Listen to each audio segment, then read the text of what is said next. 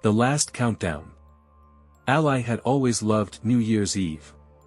To her, it was a magical moment when time seemed to stand still, when hope for new beginnings hung heavy in the air.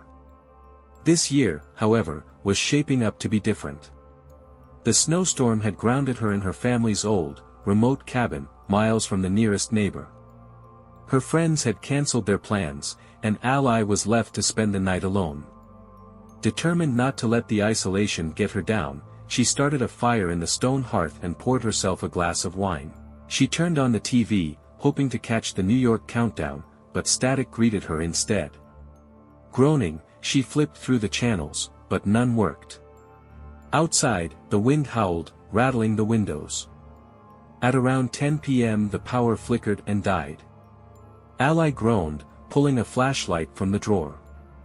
She wasn't scared, this kind of thing happened often during storms. She decided to check the circuit breaker in the basement, muttering to herself about the inconvenience. The stairs to the basement groaned under her weight, the flashlight beam bouncing across the concrete walls. She hated this part of the cabin, it always felt colder than the rest of the house, and the damp smell of mildew clung to the air. She reached the breaker panel and flipped a few switches, but nothing happened. Sighing, she resolved to wait out the storm. As she turned to go back upstairs, something caught her eye, a series of wet footprints leading away from the stairs, deeper into the basement. She froze. The snow outside was untouched, and Ally had been alone for hours. She shone her flashlight on the footprints. They were fresh, unmistakable, and led to a dark corner where an old, sheet-draped mirror stood. The flashlight flickered, and Ally's heart skipped a beat as she swore she saw movement behind the sheet. "Hello?" she called, her voice trembling. No response. Gathering her courage, she inched closer. She reached out to pull the sheet away, but before she could, the mirror tipped forward and crashed to the floor. Ally screamed, jumping back. The shattered glass reflected her wide-eyed expression, but also something else. Behind her, in the flashlight's beam, a pale face loomed. Its black eyes stared unblinking, lips twisting into a grotesque grin. Ally spun around, but the face was gone. Her breath came in shallow gasps, and she bolted upstairs, slamming the basement door behind her. She locked it, pressing her back against the wood.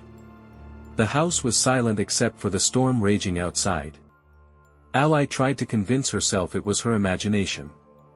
Maybe the wine was messing with her head. She grabbed her phone to call for help, but it had no signal. Just as she considered venturing out into the storm to find help, the old radio on the mantel crackled to life. 10, 9. The countdown had started. But it wasn't coming from the TV or her phone. The sound was distorted, too loud, and seemed to echo from every corner of the cabin. 8. 7. The basement door rattled.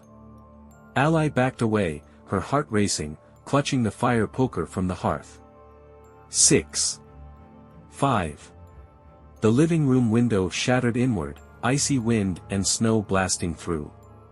Ally screamed, dropping the poker. She turned to run, but a shadow passed across the room, faster than her eyes could follow. 4. 3. The countdown was deafening now, echoing inside her skull. She stumbled into the kitchen, gripping a knife from the counter. The radio static grew louder. 2. A whisper came from behind her, soft and chilling. "Ally." She spun around, but there was nothing. Then she saw it, a face, grinning at her from the reflection in the kitchen window. But it wasn't her face. 1. The lights went out, plunging Ally into darkness. The next day, when the storm cleared, searchers found the cabin door ajar and the snow drifting inside. They found Ally's phone on the floor, the countdown frozen on the screen. But Ally herself was nowhere to be seen.